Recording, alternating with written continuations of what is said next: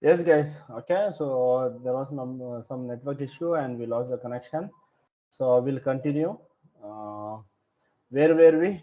Okay, so I was talking about the RPOs and RTOs. Okay, so each client or every company there will be one SLA agreement, I mean service level agreement, where the company will agree with the client that on so and so conditions this application will be maintained. Okay, so at that point of time the business, or I mean business in the sense the client will provide an RPO value that they can have the RPO value up to 30 minutes or 1 hour, so anything what based upon the business they will provide the RPO value. Okay, and that RPO value we call as recovery point objective. Okay, and then we have one more terminology. Screen is not visible. Oh, sorry, let me share my screen.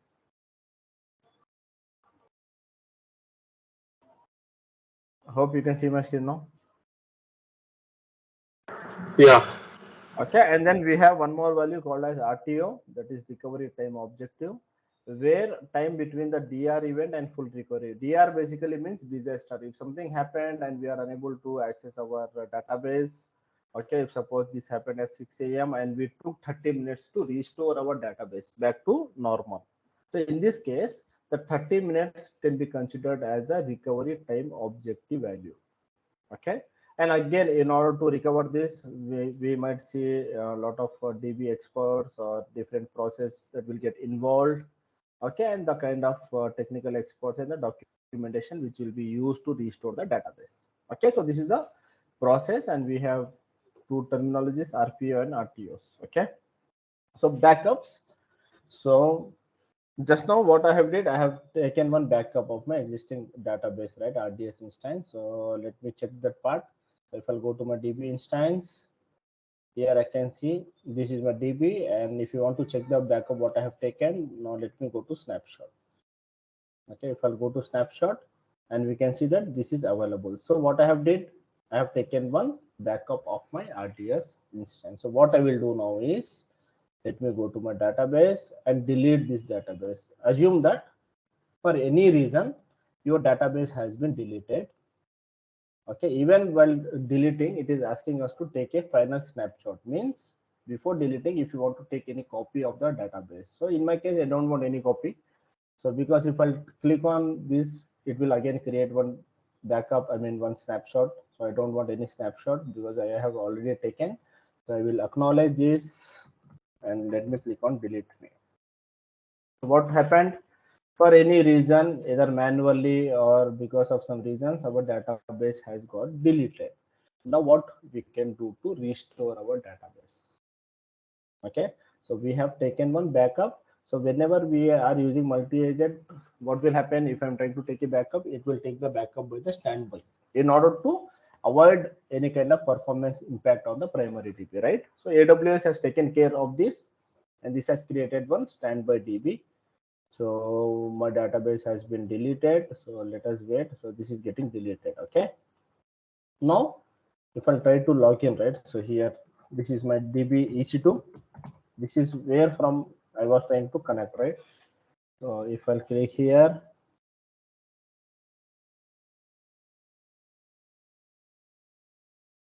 okay, sudo su, so this was my previous DB which I have deleted just now. If I'm trying to connect this, what will happen? Till we are able to access, it is not deleted yet, so this will take some time to delete our database. Okay, so we'll wait for some time and then we'll try to restore the deleted database again back to normal. Okay, so we'll discuss about backup. So whenever I'm trying to take the backup, right, so first snap is full size of consumed data. For example, if my database data is 5 GB of data what I have stored in my DB, if I'm taking the snapshot for the first time, what it will do, it will capture all the 5 GB of data.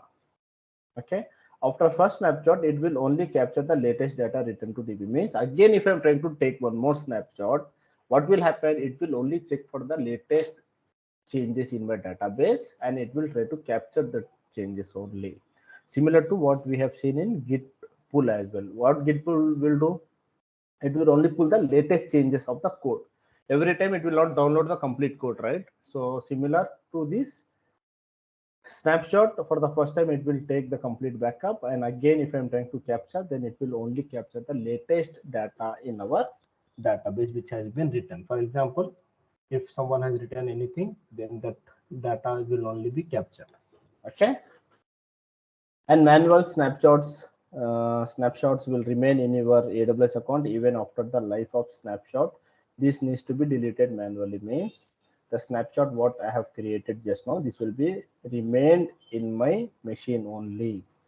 If you want to delete this, then I need to select this and I need to click on actions and delete snapshot. Okay, basically this will not get deleted until and unless I will delete it manually. Okay.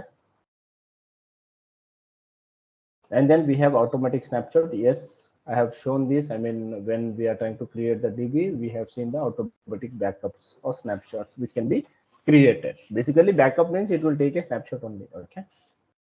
Automatic cleanups can be anywhere from 0 to 35. Means if we have set up automatic cleanups, then we need to specify the number of duration from 0 to 35. If suppose one snapshot you want to delete, then if you configure automatic cleanup for every 7 days, what will happen? For every 7 days, the snapshot which is available, that will get deleted. Okay. When you delete the DB, they can be retained, but they will expire based on the retention period. Means the snapshot what we have created, I mean, if you want to delete the DB and you want to again restore this to back, we can restore by using snapshot. Okay. If the retention period, if suppose the retention period what I have configured here is for 7 days.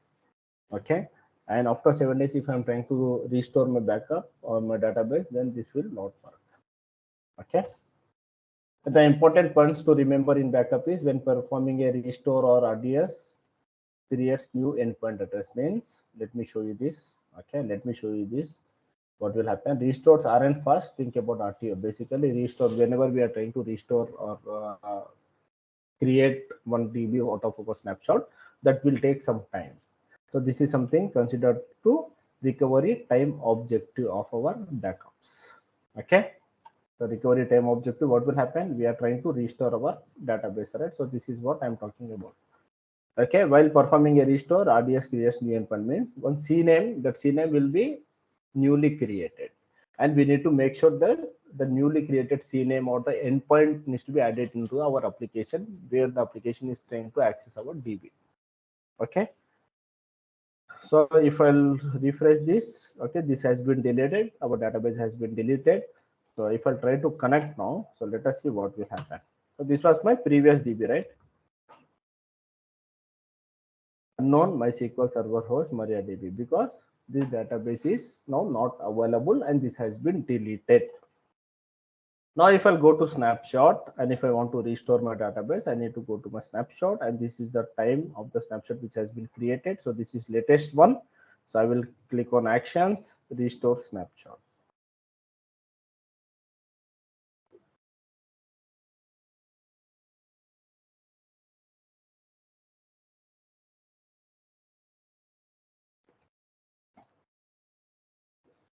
This is taking some time to show you us this. Okay, so the DB engine is MariaDB, and the instance identifier means name.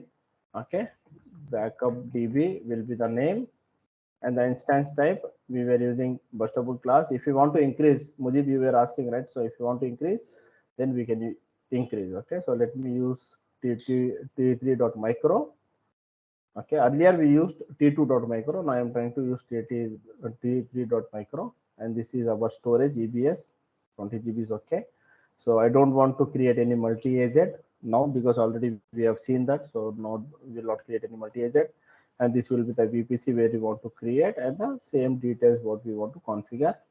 Okay, this will be our port number and the password. Additional configurations. I don't want any maintenance. Okay, let me click on restore DB instance. Okay, now if I'll see this in databases, we are able to see a new database is being created. Okay, it will take some time to create. So once create, I will show you what is available in the data. Earlier, what was available? We have created one database called RDS user, and there were 4 columns: Virat, Sachin, ABD, and we have one more data. So we have created that, right? So we need to check whether the data is available or not. Okay, it will take some time. Till then, we'll move to read replicas, and this will be the last topic for today. Okay, read replicas. So Ganesh was asking about read replicas. What do you mean by read replica? Basically, read replicas is a copy of the primary instance. Same like this primary DB. Okay, one more database will get created only for the read operations. Means, let me show you this diagram.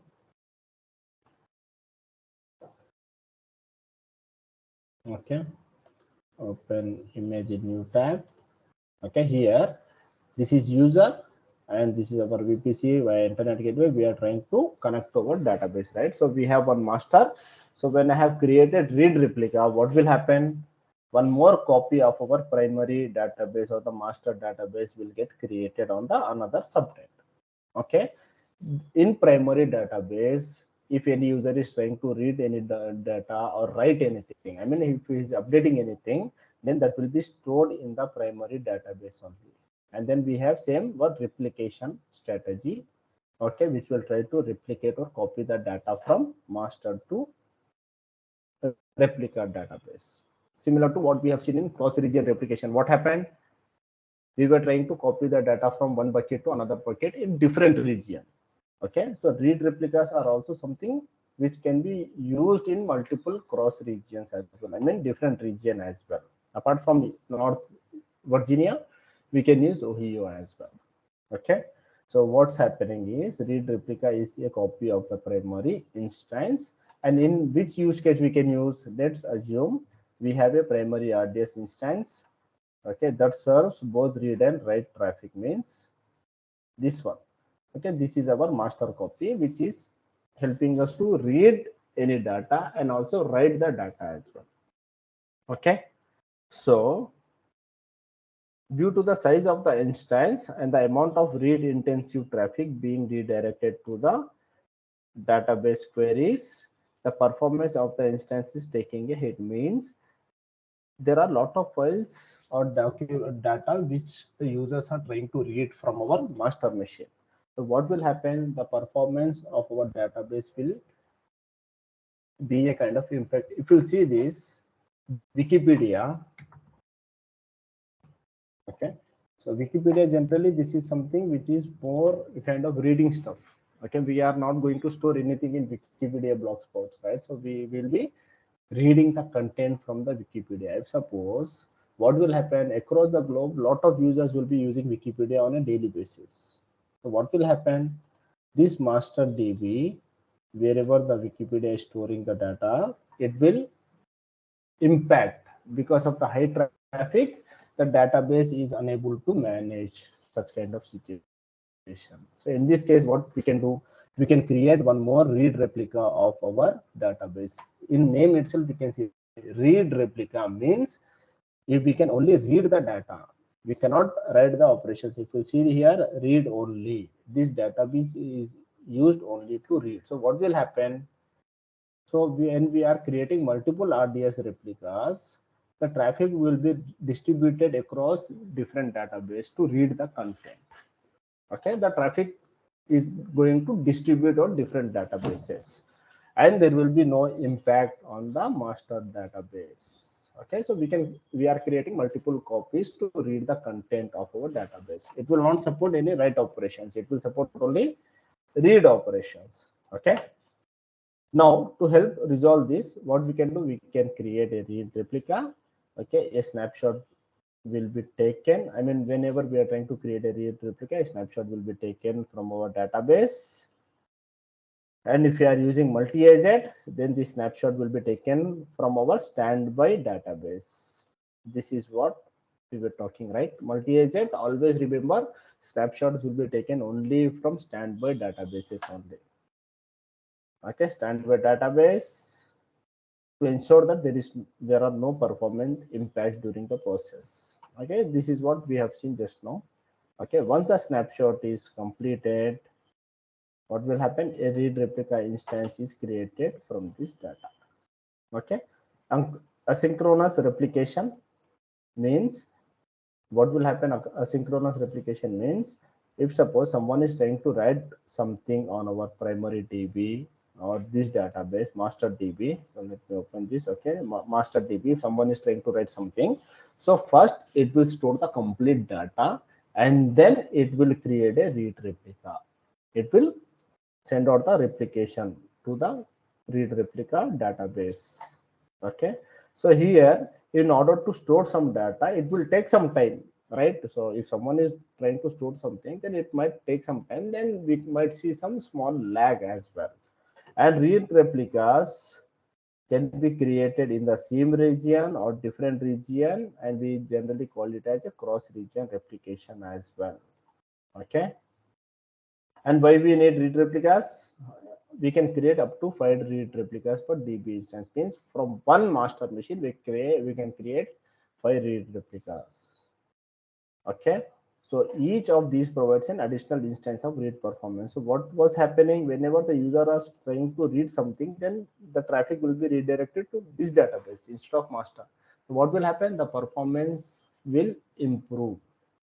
Okay, the user will get better performance. Okay, this allows you to scale out read operations for an instance. Means if anyone is trying to read something, then it will help us to execute that operations. Can provide global performance improvement. Means globally the performance can be improved. As I said, Wikipedia, right? So it is used across globally. So there might be a chance that Wikipedia is also using read replicas for their databases. I am assuming that.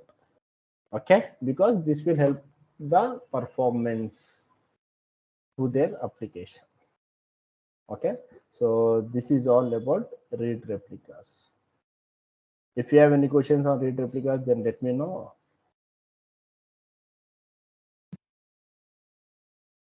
No. Yes. For example, ఇప్పుడు మనకి master role క్యాష్ అయిందనుకో standby role create అవుతుంది Multi-agent one. Yes. Read replica అనేది అది కూడా అట్లనే automatic అవుతుందా మనం క్రియేట్ చేయాలి? No. We need to create read replica. The use case for read replica is only to read the data. Okay. If our master is down, since we have multi-agent, it will automatically take it. Multi-agent kuda configure cheyali, read replicas kuda configure cheyali. In case if you haven't configured multi-agent, okay, if you have configured only read replica, if master is down, then the users can only read the data, but they cannot store anything. Okay, so multi-agent is important for production, as well as read replicas are also important if we have something related to reading stuff. Okay, clear? Okay. So now we have our database which we have taken from the snapshot. Okay, and this is available. So how to connect? So let me click here. Now here if you'll see, the endpoint has been changed. Earlier it was MariaDB and some XYZ, right? Let me copy this. Okay, earlier it was maria.db and this was the endpoint. Now the endpoint has been changed. Okay, so let me try to connect and see if we were able to successfully restore the backup with the existing data, right? So let me change the endpoint. The user is admin only and the password is also same. Okay,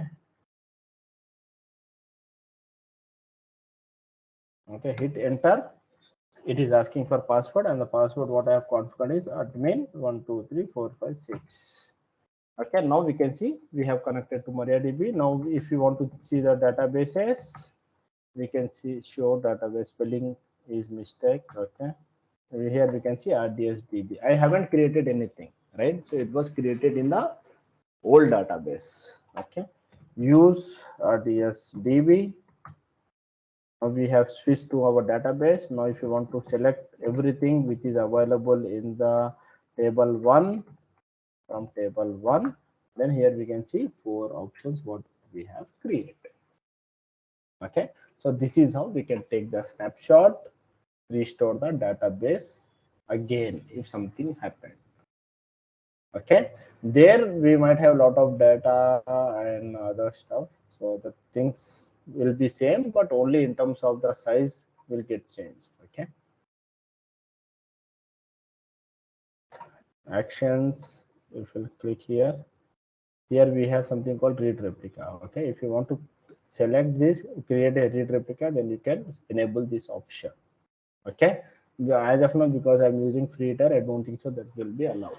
You want, you can use development or production template and you can create. Okay, so this is all about our RDS. Now we have one more important question, that is the difference between read replica and availability zone. So what multi-agent is used for?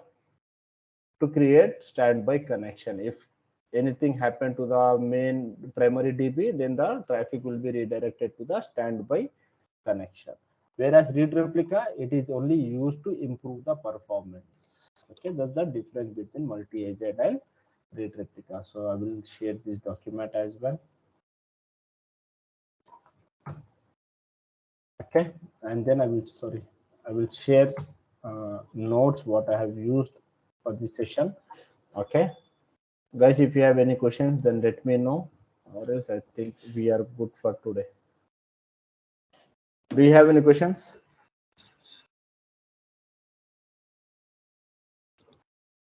No? Okay, let me stop.